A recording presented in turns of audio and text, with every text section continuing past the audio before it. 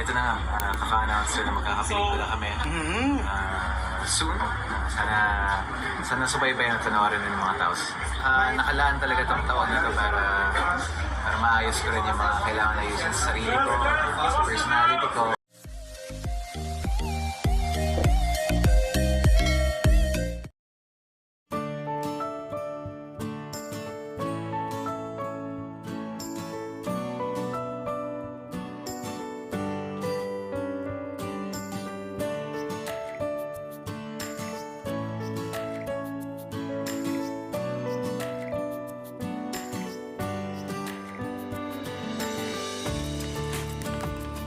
Update Paolo Avellino. Nag-trending naman si Paolo, chilling with Kim Pao.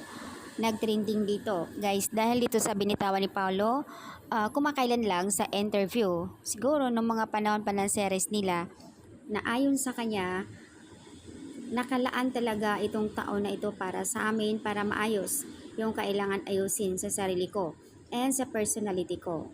At pati na rin sa ibang aspeto ng buhay ko. Ito talaga yung unang naisip ko. Lalo na sa work namin ni Kim, na as in sobrang teamwork kaming dalawa.